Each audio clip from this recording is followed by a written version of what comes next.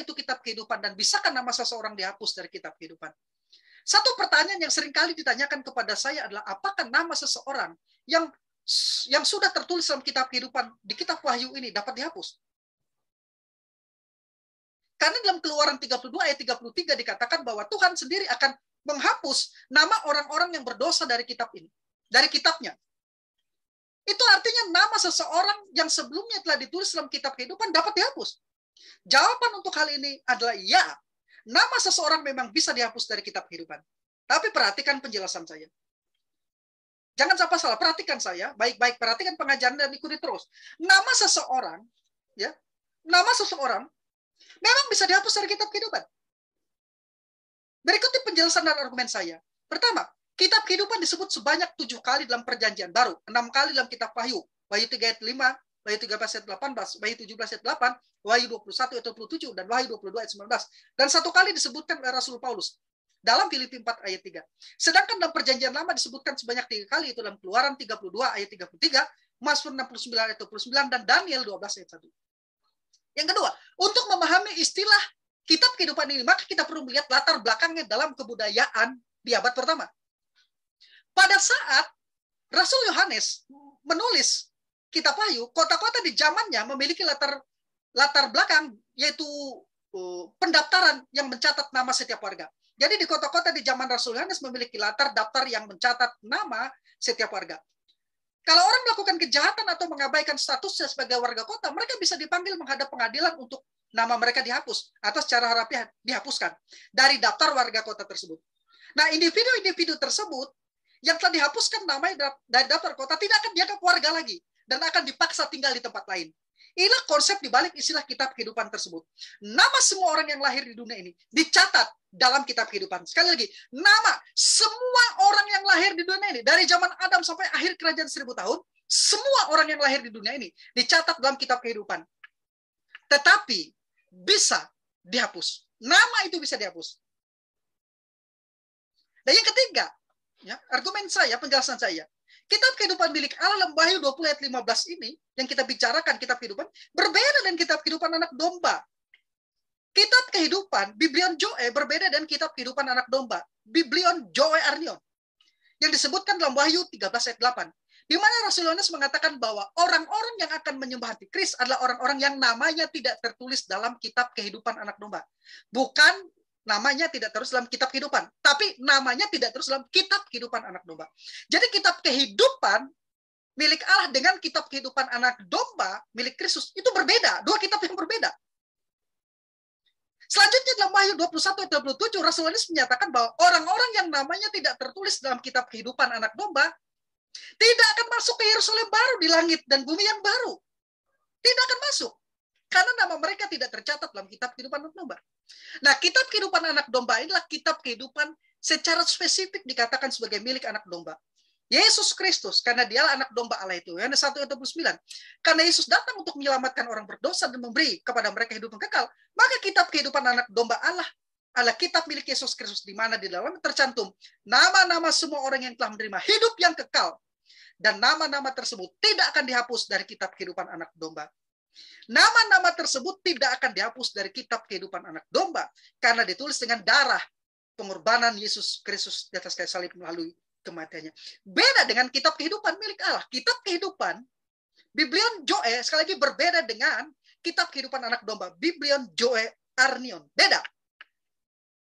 Kitab kehidupan dapat dihapus nama orang di situ. Tapi kitab kehidupan anak domba, nama orang tidak dapat dihapus di situ. Karena ditulis dengan tinta darah. Darah anak domba Allah yang tercurah melalui pengorbanan di atas kayu salib. Karena kitab kehidupan adalah kitab yang berisi nama semua orang yang pernah dilahirkan di dunia ini. Apabila sampai saat kematiannya, seseorang yang tetap tidak beriman dan menolak Kristus, maka namanya akan dihapus dari kitab kehidupan. Perhatikan, bukan kitab kehidupan anak domba, tapi dari kitab kehidupan. Setiap orang yang pernah lahir di dunia ini, namanya akan ditulis dalam kitab kehidupan. Biblion Joe. Tapi apabila sampai saat ia mati, ia tetap tidak beriman dan menolak Kristus, maka namanya akan dihapus dari Biblion Joe itu, dari kitab kehidupan itu. Apabila ia beriman dan menerima hidup kekal, sebaliknya apabila ia beriman dan menerima hidup kekal dalam Kristus, maka namanya akan dicatat dalam kitab kehidupan anak domba. Biblion Joe Arnion, dalam kitab kehidupan anak domba. Artinya namanya tidak akan dihapus dari kitab kehidupan. Itu artinya mungkin saja nama seseorang tercatat dalam kitab kehidupan, tapi apabila namanya tidak tercatat dalam kitab kehidupan anak domba, maka nama orang tersebut bisa dihapus dari kitab kehidupan. Itu karena sampai saat kematiannya, ia tetap tidak beriman dan menolak Kristus. Jadi kenapa nama orang bisa dihapus dari kitab kehidupan? Karena itu adalah nama semua orang, baik orang percaya maupun tidak percaya. Apabila selama hidupnya mereka, itu adalah nama semua orang yang pernah lahir di dunia ini. Apabila mereka percaya, namanya tetap tertulis di situ. Dan juga ditulis dalam kitab kehidupan anak domba. Tapi apabila mereka tidak percaya, maka namanya akan dihapus dari kitab kehidupan itu. Itu alasannya mengapa kitab kehidupan itu dapat dihapus. Karena kitab kehidupan, nama seorang dapat dihapus karena itu adalah kitab yang bersifat umum, yang memuat nama semua orang. Beda dengan kitab kehidupan anak domba. Kitab kehidupan anak domba hanya memuat nama dari orang-orang beriman di sepanjang zaman. Beriman kepada korban Kristus. Jadi kitab kehidupan berisi daftar nama semua orang yang pernah lahir di dunia ini. Menggambarkan ekspresi Allah yang pengasih, yang menghendaki semua orang diselamatkan. Dan mengantisipasi keselamatan mereka dengan menulis nama mereka dalam kitab kehidupan itu. Namun agar nama seseorang tetap tertulis dalam kitab kehidupan itu, maka namanya harus ada tertulis dalam kitab kehidupan anak domba. Dengan menerima anak domba itu sebagai Tuhan dan Juru Selamat. Bandingkan Kisah Para Rasul 4 ayat 12, Kisah Rasul 16 ayat 30-31, dan Roma 10 ayat 19. Jadi bisa dikatakan bahwa nasib kekekalan seseorang didasarkan pada apakah namanya tertulis dalam kitab kehidupan anak domba itu. Karena di kitab kehidupan anak domba itulah nama seseorang tidak akan pernah dihapuskan karena dijamin oleh pengorbanan darah Kristus. Saudaraku, ini sesuai dengan janji Kristus sendiri. Dalam Yohanes pasal 10 ayat 27 sampai 29. Ia sendiri yang menyatakan bahwa orang yang termasuk domba, yaitu orang-orang pilihannya, pasti akan mendengar suaranya dan mengikutinya. Ketika orang datang dan percaya kepada Kristus sebagai juru selamatnya, mereka akan masuk dalam hubungan dengan Allah. Dan ini merupakan jaminan bagi keselamatannya. Kepada mereka Yesus memberikan kehidupan yang kekal, suatu kehidupan yang tidak pernah berakhir. Lebih dari itu, bagian ini merupakan dasar yang kokoh bagi ajaran kepastian keselamatan yang menyatakan bahwa keselamatan orang percaya itu terjamin dan tidak mungkin hilang. Mengapa? Karena dalam ayat 28 Yesus Kristus menyatakan bahwa mereka pasti tidak akan binasa. Mereka pasti tidak akan binasa. Orang-orang percaya yang beriman pasti tidak akan binasa. Kata yang diterjemahkan dengan tidak akan adalah kata Yunani ome. Suatu double negatif ganda, yaitu kata o dan me, keduanya berarti tidak. Nah, frase mereka pasti tidak akan binasa dalam bahasa Yunani merupakan cara pengungkapan negasi yang terkuat, ome, dengan aorist subjektif. Secara harafiah itu berbunyi, dan tidak ada kemungkinan sedikit pun bagi mereka untuk binasa sampai kekekalan. Atau dengan kata lain, orang yang percaya, yang diberi hidup kekal oleh Yesus atau oleh Yesus Kristus, ya, telah mendapat hidup kekal. Dijamin pasti tidak akan binasa selama-lamanya. Jadi janji Yesus dalam ayat ini merupakan suatu penolakan yang pasti terhadap gagasan bahwa orang-orang percaya sejati dapat hilang keselamatannya. Seperti yang diajarkan oleh beberapa orang yang kurang mengerti jaminan kekal dari doktrin soteriologi ini. Saya tidak peduli apakah orang itu profesor, doktor profesor, kalau dia mengajarkan keselamatan bisa hilang. Dia menentang ajaran Yesus yang mengatakan, Yesus sendiri mengatakan bahwa orang yang diselamatkan tidak mungkin bisa binasa. Berarti kalau memaksa mengajarkan keselamatan bisa hilang, kalau orang itu sudah lahir baru, percaya Yesus diselamatkan. Karena ciri orang diselamatkan itu beriman. Lahir baru, mendapat hidup kekal. Beriman sampai akhir, bertekun sampai akhir. Kalau ada orang, entah itu dia bergelar dokter, profesor, kalau mengatakan keselamatan bisa hilang, orang itu kurang belajar. Kurang belajar dari apa yang dikatakan oleh Yesus. Bahwa orang yang sudah diselamatkan, tercatat namanya dalam kitab kehidupan anak domba, tidak mungkin namanya dihapus, dia akan selamat. Tapi kalau namanya hanya tercatat di dalam kitab kehidupan, orang itu bisa dihapus namanya. Karena sebenarnya orang itu belum pernah diselamatkan.